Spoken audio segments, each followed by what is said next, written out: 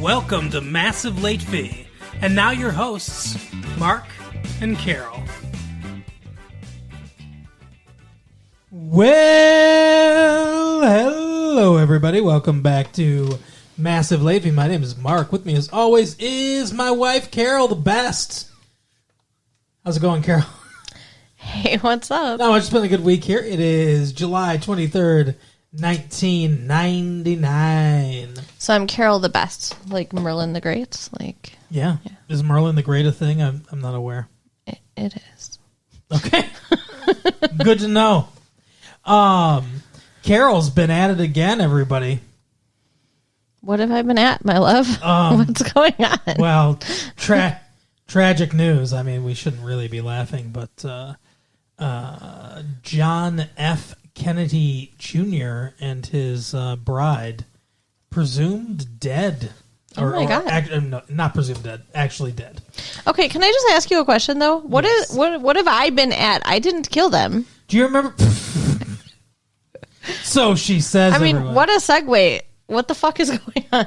Do you remember several years ago when we were talking about JFK Jr., and I said, when's he going to run for president? And you said, hopefully never. The Kennedys had their time. I do actually remember that conversation. It kind of came out, or it seemed like it came out that maybe you had something to do with. Oh my God. Stop that. The Kennedy assassination. So, saying.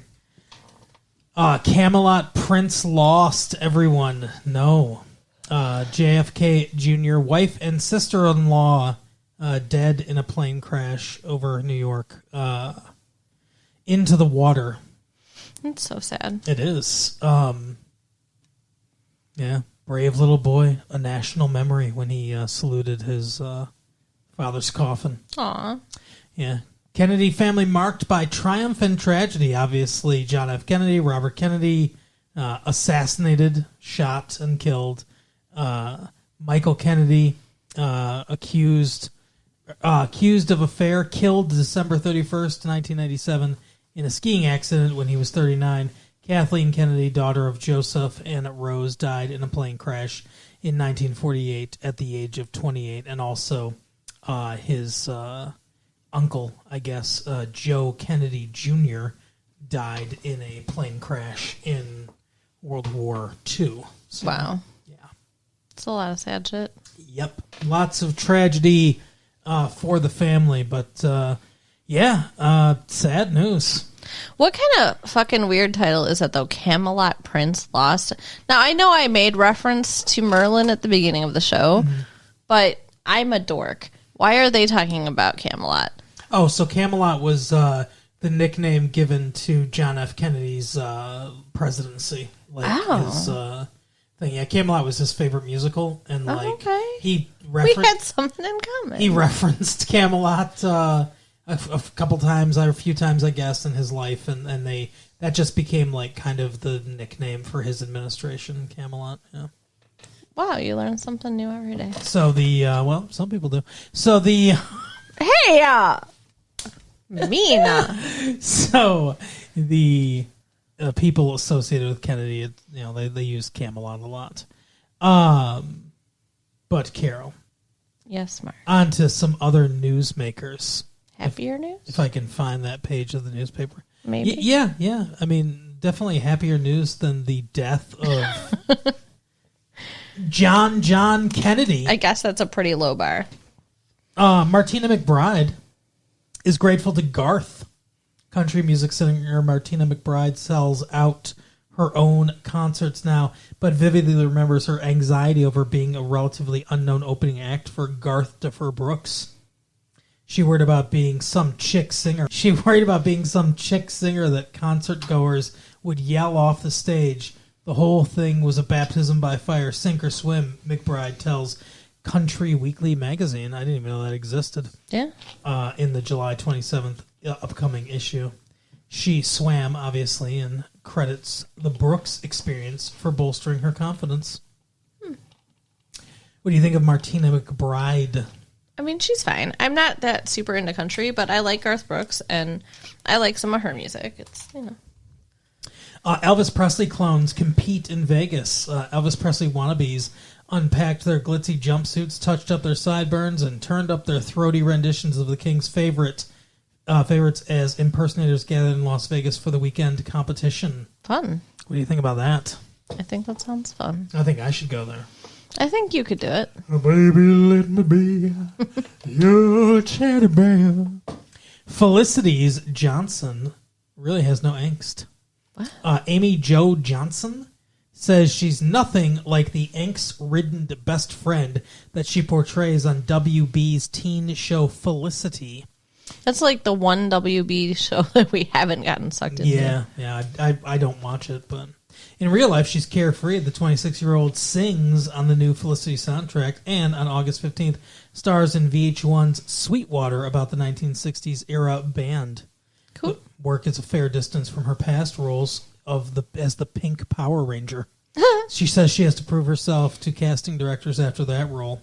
I guess so. I thought that name sounded familiar. I was not a Power Rangers guy. Like that stuff happened when I was too old to really like be into it. But yeah, Hints. He's giving hints. right. But speaking of age, Carol, Yes. can you guess the age of some of these people whose birthdays are today? My least favorite game. Hume Cronin. I don't know who that is.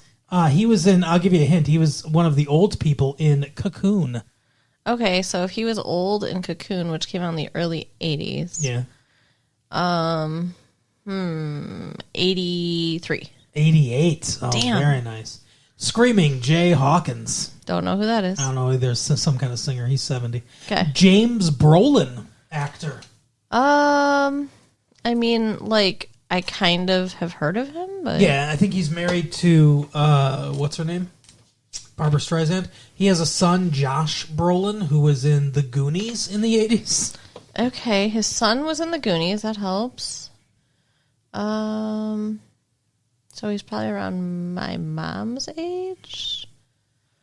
I'm gonna go... Let's see, 45. 59. Damn! Martha Reeves. You know who that is? No. Singer, Martha and the Vandellas. Nope. Oh, you don't know Martha and the Vandellas? I do not know. I'm guessing it's an old band. Jimmy Mac. I know the song, Jimmy, yeah. Oh, Jim, that's Martha and the Vandellas. She's like 75. 58. Lonnie Mack, a bluesman. Nope. Okay, what about 58 also? What about Elizabeth McGovern, actress? Nope. You know Elizabeth McGovern. I do not. Okay, take a guess. 43. 38. And then Jason Weaver, actor. 25. 20. Very close, Carol. It's very close when I guessed 25, yet it was not very close when I guessed 80 at the beginning. I think the bar got lowered as we went along. Did I say you weren't close? You didn't say I was. Not close. No, but you didn't say I was. You were less encouraging in the beginning. Go back to the drawing board. And then you're like, "Oh, she sucks. I better give her one." So Good job, we're gonna talk about the new Woodstock, 30 years later Woodstock or whatever, in a minute. But first, another band thing: the Black Eyed Peas. They love to perform live. Let's see, from left. So this is pictured. Apple. It's apl.de.ap. So I don't know what that is. Apple de app. Will I Am, also with periods, and Taboo are the Black Eyed Peas. What in the actual hell? Yeah, it's three dudes. I don't understand. Taboo defies you to sit with your arms folded during a Black Eyed Peas set. Okay. As one of 20-some bands playing Sunday's Warp Tour atop the Phoenix Plaza in Pontiac. We should go. Yeah, we should go. Black Eyed Peas has not only been branded the tour's most culturally diverse act, but also its most contagiously energetic. So interesting. A trio of dudes.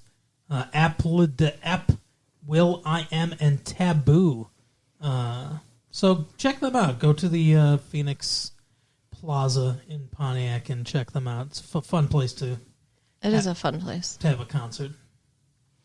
Anyway, so Woodstock 99, Carol, what do you think? What your favorite's going to be there? Kid Rock. He's not my favorite. Alanis Morissette She is one of my going to be there. favorites. Al Green, Sheryl Crow. Hell yeah. Where is Willie- it going to be? In New York. Willie Nelson. I want to go. And Anthony Kiedis of the Red Hot Chili Peppers. I think it's funny that Willie Nelson's going to be there amongst all these like young hip bands. You got Willie Nelson.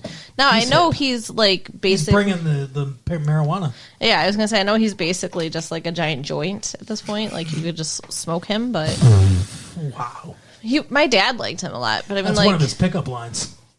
smoke me. Yeah, you could just smoke me. There you go, I met him. I met Willie Nelson. Willie Nelson. Yeah. Did you? Where'd you meet Willie Nelson? When he was in elementary school, I met him. It will be huge, momentous, spectacular, and while the greater meaning of Woodstock 99, if any, will determine later, one thing is for certain now. It's going to be quite a party! How's this for a familiar refrain? A landmark music of arts fair kicks off next weekend in upstate New York. This time it's 30th birthday bash with 2 stages, 14,000 workers, and 250,000 fans. So, do you think people are gonna get naked and have sex on the ground like they did in Woodstock In the 30 years 60s? ago? Yeah, of course. I do, yeah. I think they'll get in the mud. That's awful. I don't want to go anymore. Metallica, Al Green, The Offspring, Dave Matthews Band, Red Hot Chili Peppers, and The Roots. Ooh, how do you not go though? Yeah, Too many good bands. there's a lot of good bands, I'm saying. So maybe everyone will take a trip to upstate New York for Woodstock 99 and report from there and have sex on the ground and everything. Tell you about it. I'll take my top off. Will you? I will. No? I'll do it. Well, I mean, that's... I all of a sudden, everyone that's going to Woodstock has demanded you to go. What about the gay clubs that helped Cher shine again? What about them?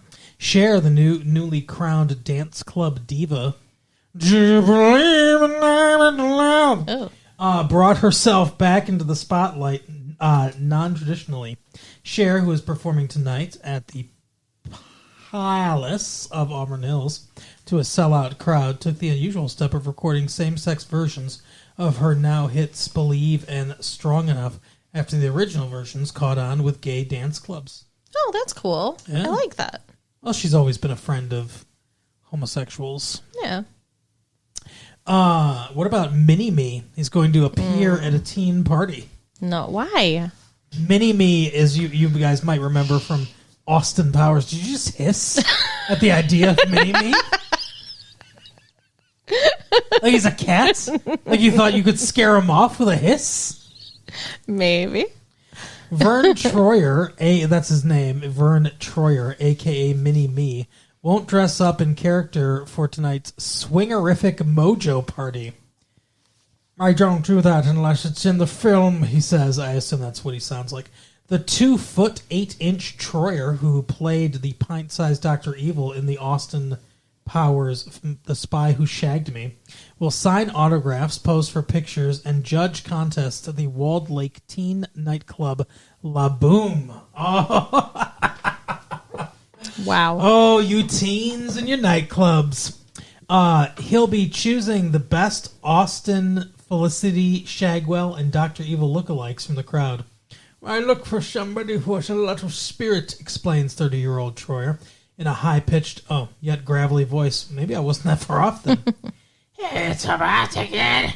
It's about Dear Lord. getting the... How do you do high-pitched and gravelly? I don't know. It's all about getting the crowd involved. The Austin Powers star will make his big entrance around 10 p.m. To Just the Two of Us, the Will Smith song featured in the film. Troyer, who now lives in Big Spring, Texas, is making a sort of homecoming. He grew up in Centralville, just outside of Kalamazoo. Oh, nice. Okay. So he's a local lad. And this is somebody's birthday party. No.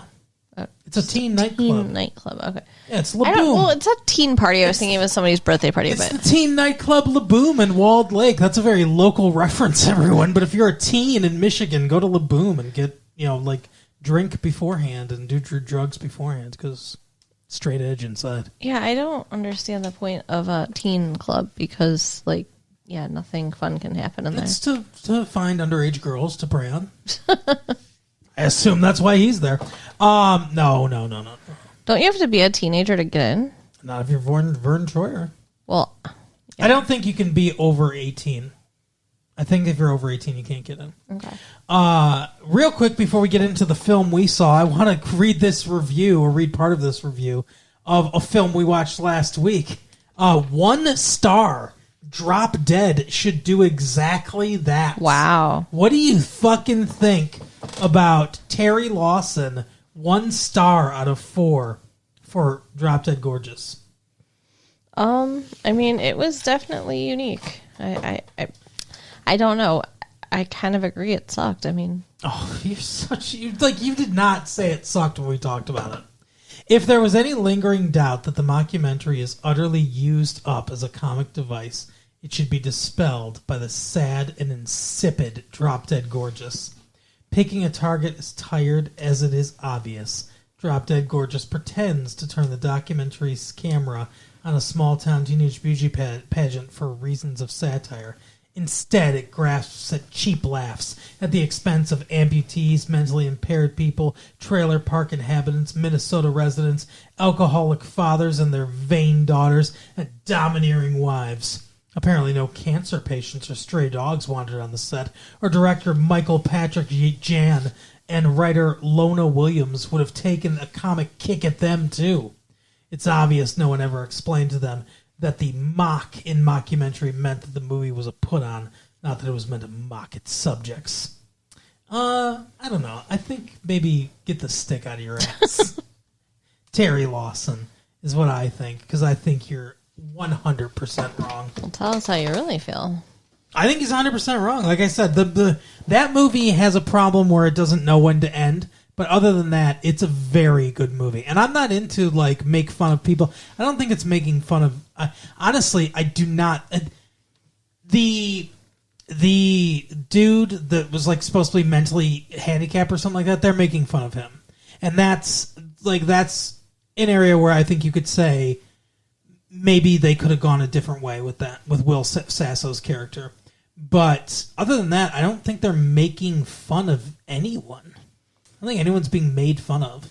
I think they're maybe making fun a little bit of, like, Midwesterners, like the stereotypes that they throw at you in the beginning, the heavily put on accents. I mean, maybe a little bit, I guess. But I don't think it's, like, bad. As a Midwesterner, I don't think it's a bad thing. Yeah. Anyway, we don't sound like that though. Speaking of not the Midwest, though, the East Coast of the United States. We watched the Blair Witch Project, the first snuff film ever to make it onto mainstream theaters. These people actually died. I will say, Carol, there's a thing called the Internet Movie Database. Okay. IMDb is how it, whatever. It was started a few years ago. Amazon.com bought it last year. Okay. So they own it now. I don't know why the bookstore wants it, but whatever. They're listed as dead on IMDb. Seriously? Yes, they're listed as deceased, the 3 actors. That's We also haven't seen them. That's a little They scary. did not do any press for this movie. So I don't think it's real, everyone. I mean, obviously there's going to be heavy spoilers for the Blair Witch Project, so if you haven't seen it, go out and see it and then listen to this. I don't think it's is a snuff film, but they've gone a long way to make this seem 100% real. And it adds to it. If you buy in a little bit to it, it adds to it. I mean, I honestly, I kind of thought it was real. I mean, like I said, they're listed as deceased. Now, I think that might just be like a fun little thing, but they're listed as dead on their IMDb. How would they do it though? If this is real and they just found this footage, how would they make this into a movie? How would their families like even agree to that shit? Like, I don't know. I just don't see it. I don't see that happening. I don't see the families, all three of the families, signing off on a movie. It is from, interesting. The way their kids died. Yeah, the story of Heather Donahue, real name, by the way. Like, their names are all, if they're actors, they're all their character names. They're playing themselves. Yeah, their character names and their real names are the same. So no differentiation that we need to make. The story of Heather Donahue, Joshua Leonard, and Michael Williams. Not that one. They, the three of them apparently dead. Wouldn't it be funny if they died in like a car accident after they filmed it? Oh my god, that'd be hilarious. So they really are dead, but it's still not real. Yep, just like how it's hilarious that Kennedy's dead, right? Oh, come on. That's Carol for you, everyone. But anyway, on the website here, BlairWitch.com, they have, whatever, investigators found Josh's car on Block Road or whatever, and here are pictures of the car. They've got their missing stuff, the packs and stuff like that. Oh, this is some of their missing items. Here's the pictures of their missing footage. There's a timeline of all the weird things that have happened in Blair County and everything. They really go all out on this website. But you don't think it's real. And if you're reading it late at night and everything, it's very easy to think that it's real. And what's funny is there's also some audio and video clips and everything like that that are on there as well. They've done a lot of really good work on this website. The website enhances the movie if you watch it before you see the movie. Okay. It also enhances it afterward, too. Interesting. I think if you kind of if you want to dive deeper into it and everything, if it's real, this is crazy.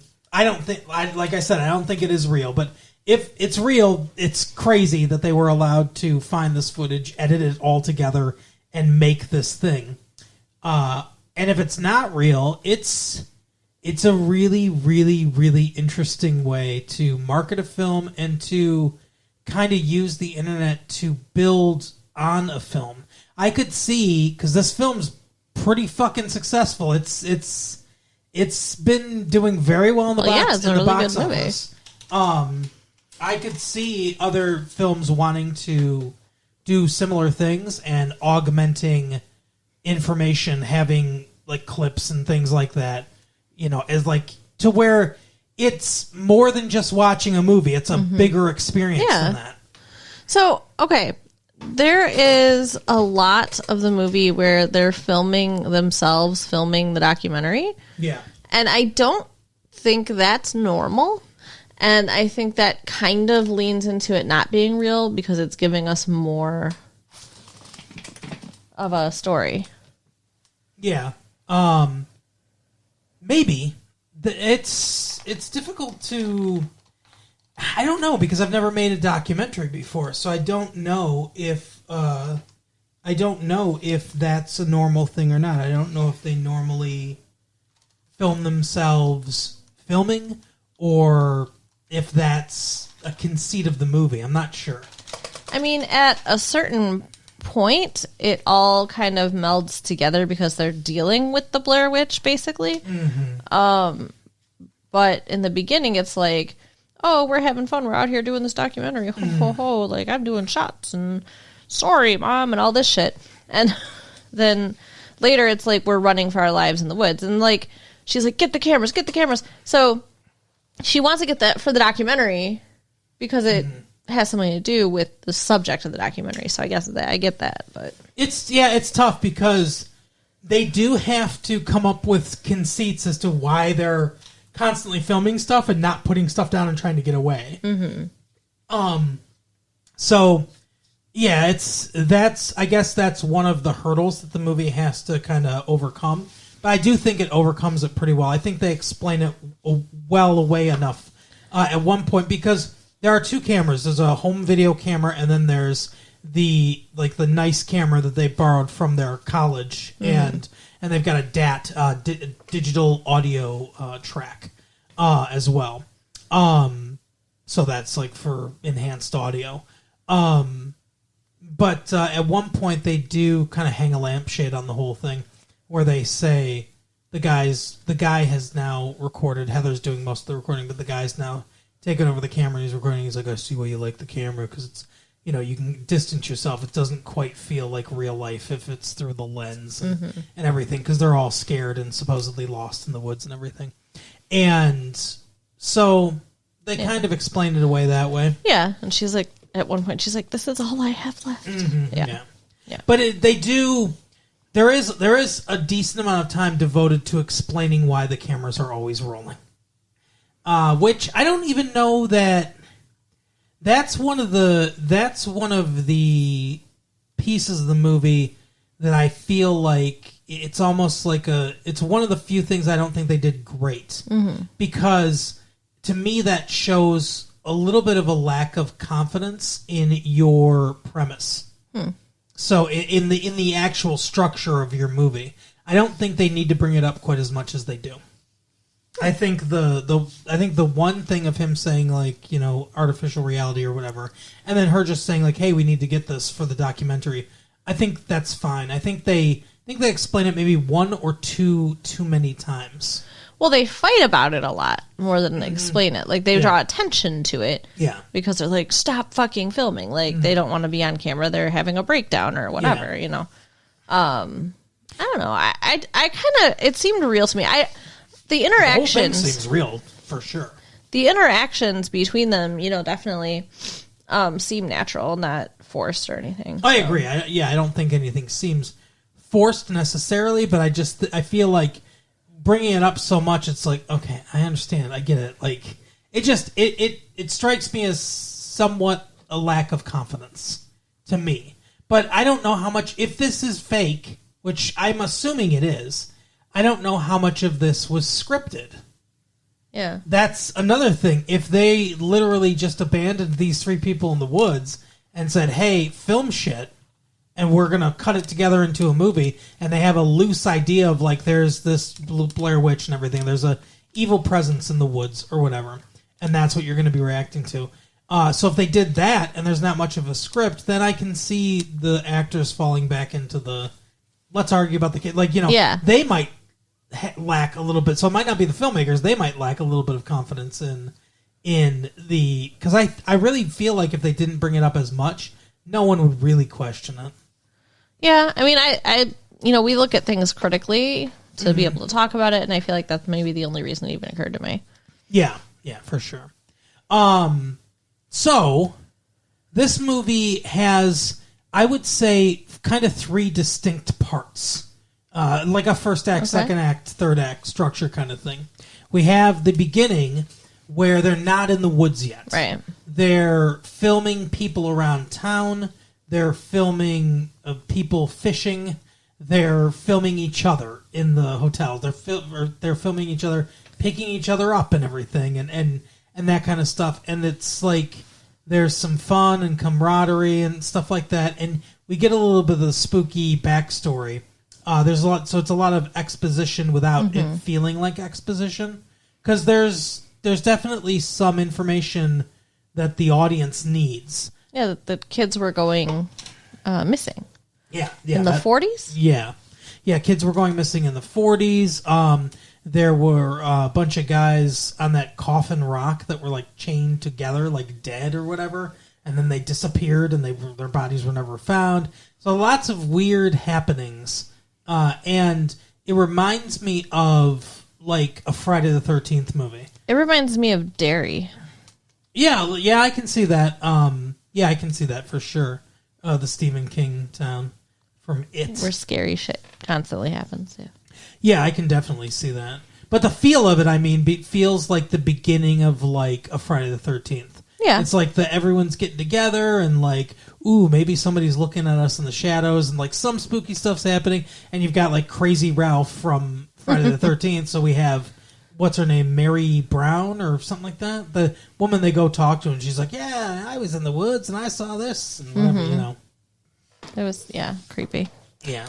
Well, I mean, the Blair Witch, the lore of the Blair Witch, it didn't come from the movie. The movie came from the lore, right? So I would assume so. I don't know a lot about the Blair Witch, but apparently I guess it was some sort of, or it is some sort of legend in that part of Maryland. I don't know. I'm kind of curious now. I kind of want to research, like, did kids really go missing in the 40s? That's a great question. I have no idea. I don't know how much of this is real, how much of it is not real, if it's all real. Like I said, I really don't think that a movie where people died is, I don't think it's real. I don't think this would actually be allowed to get made. And I mean, come on, the way it ends, like, if it was real, like, we'd have to believe in a lot of shit. They would have had to go in that house, too.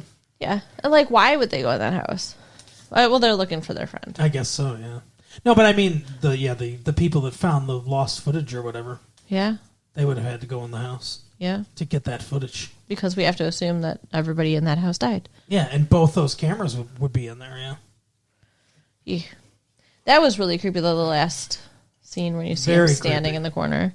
So, I've heard two differing points of view about this. Okay. I think the point of view that we're both sharing with this was a creepy, unsettling kind of movie and everything. And then people are like, this movie is boring. This is boring, and they're standing in the corner at the end. Oh, whoopee, and stuff like that. And we don't even ever see anything, and blah, blah, blah. And it's just shaky cam. So I hear those. Obviously, you can tell which side of it I'm on. The voice I give to the dude. I've heard both sides of it, and to me, if this movie scares you, it's because you have a good imagination, and if this movie's boring to you, you don't have that great of imagination.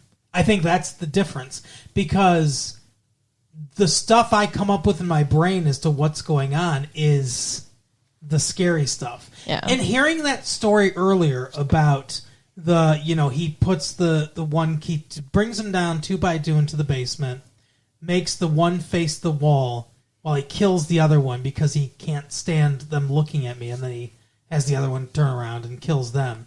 That was the story that the fishermen people told us. So when she comes downstairs and we see him standing in the corner, I mean, like, there was an audible gasp in the in the movie theater where people were like, "Oh my god!" Because like everyone fucking knew what was going on. Mm-hmm. But my question is, you keep saying him, but isn't the Blair Witch?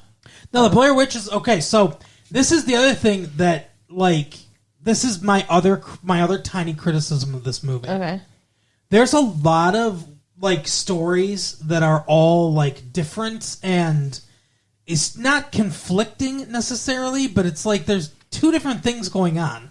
So they tell the story about all the kids going missing, and this dude comes into town one day and is like, I finally finished or whatever. And it's because he was the one killing all the kids. Oh, yeah, I remember that. And then they explained, the fishermen explained that, the whole thing about that's what the guy did, right? But then Mary Brown was talking about the Blair Witch and seeing the Blair Witch, and the coffin rock thing is supposedly like the Blair Witch stuff. And I guess the idea is that dude is possessed by the Blair Witch, or she's influencing him somehow. That, like, she has some sort of control over those woods, so that, like, he was in the woods and she negatively influenced him into killing all these kids. Oh, okay, so maybe she negatively influenced the guy into knocking that map into the water. There you go. Yeah.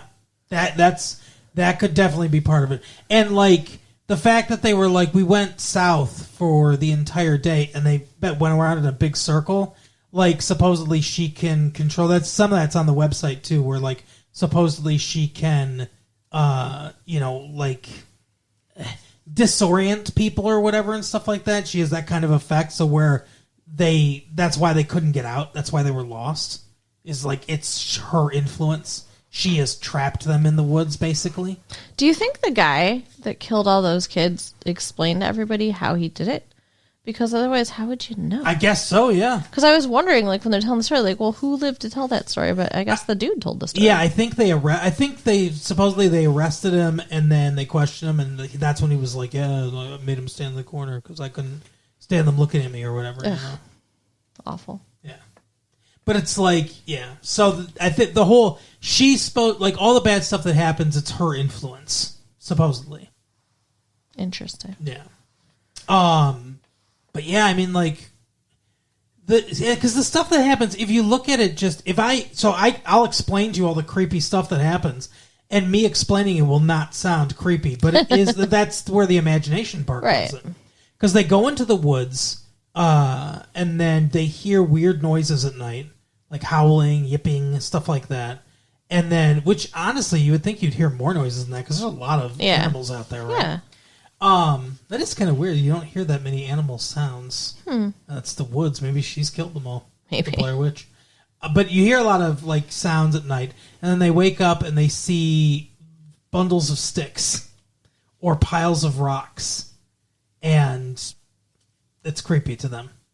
And that's like, but you have to, and that's really what happens until they go into the basement and everything of the house that they find there. Well, and they come and like shake their tent and chase them around in the woods at night. Yeah, and then Josh goes missing. Yeah, which is very creepy. And a lot of the dialogue afterwards is Josh. Oh, and then there's the parcel left outside of the cabin door that ended up when she unwrapped it containing pieces of Josh. Yeah, it was like, I think his tongue and his teeth or something like that. It was so gross, and a finger. Yeah, yeah. So that was the one thing that was like, that was pretty creepy.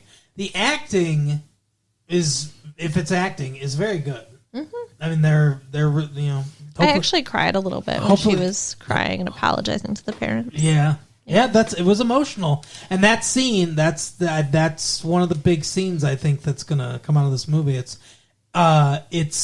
incredibly well framed and lit for being in a tent, just in the fucking woods, because they're really, it's, you know, like I said, assuming this is fake, which I do assume this is not real, the low budget feel of this, the shoestring budget feel of it and everything, the griminess of it works in the movie's favor. Mm-hmm.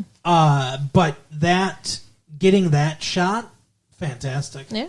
And I assume, like I said, she's working as her own cinematographer in that case. So it's very good. Good framing, good lighting. It's perfect. Very creepy image of her face. Yeah. With her little hat on. Her ugly cry. Yeah. I mean, we can't really break down like the plots. Like there's no plot by plot thing to break down really. Most of the conversation around this movie is the stuff happening around the movie, not necessarily as much the movie as itself. Mm-hmm. The movie itself is more of an experience, like a lot of films really should be, but it's a very plotless movie, kind of, where there's a very simple through line. There's a curse on these woods. There's a Blair Witch. You know, they want to make a documentary. They go into the woods. They never leave the woods. It's a very linear. There's no big character arcs or anything like that. No. This is not a grand like character study or anything like that. It's a very simple horror premise.